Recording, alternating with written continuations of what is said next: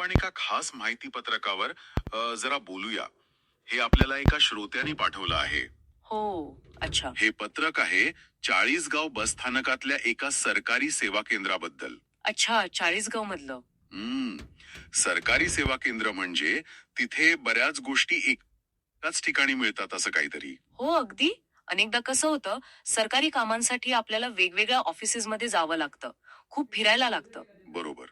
सरकारी कामांचा अनुभव म्हणजे अनेकांसाठी तो वेळखाऊ आणि जरा किचकट असतोच. तर हे केंद्र काय वेगळं करतंय किंवा कोणत्या सेवा देतंय हे बघूया आज. हो, नक्कीच. एकाच ठिकाणी अनेक सेवा मिळणं ही कल्पनाच खरं तर खूप चांगली आहे. पाहूया काय काय आहे या पत्रकात. हो मा. आणि यादी बरीच मोठी आहे बरं का. सुरुवातच केलीये ओळखपत्रांपासून, आधार कार्ड, पॅन कार्ड, मतदान कार्ड. बापरे, ही ते एक महत्वाच्या कामाला लागतातच. हो.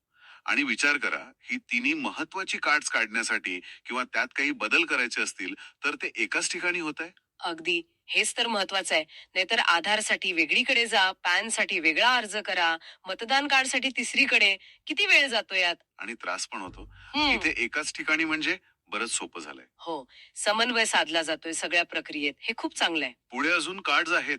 ई श्रम कार्ड आहे जे असंघटित कामगारांसाठी महत्वाचं आहे.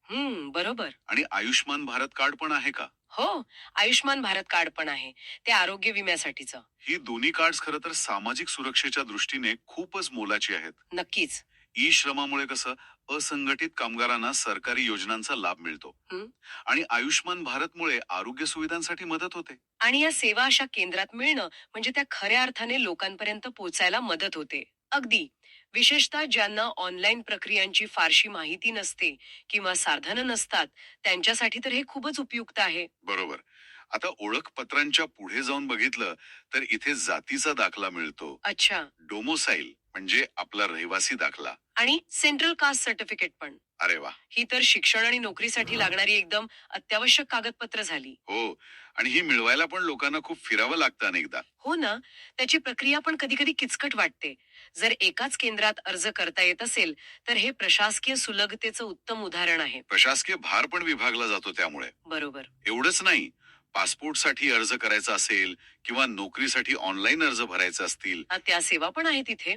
छानच. हो, ती पण सोय आहे. आजकाल सगळं ऑनलाईन झालंय खरं, पण प्रत्येकाकडे कॉम्प्युटर, इंटरनेट असेलच असं नाही. आणि ते वापरण्याचं ज्ञान पण. हो, तिथेच तर अडचण येते. शेतकऱ्यांसाठी फार्मर आयडीची सोय आहे आणि ज्येष्ठ नागरिकांसाठी जीवन प्रमाणपत्र, केवायसी. हो, जीवन प्रमाणपत्र.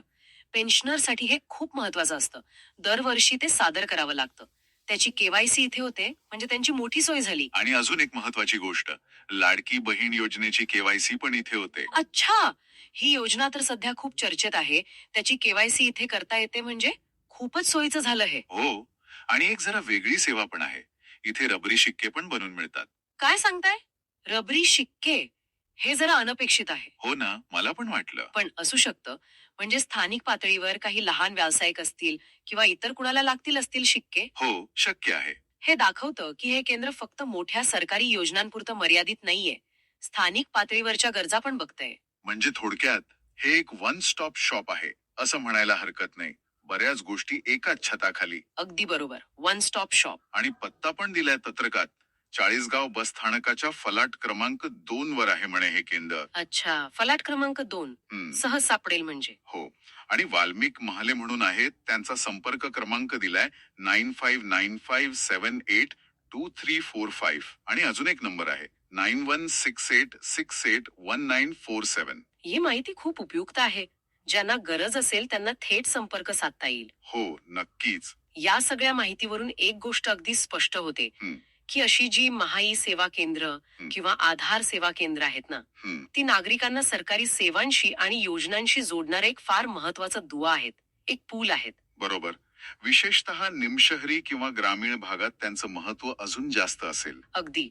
जिथे बँका किंवा मोठी सरकारी कार्यालय लांब बसू शकतात, हं. तिथे ही केंद्र खूप आधार देतात लोकांना. खरंय.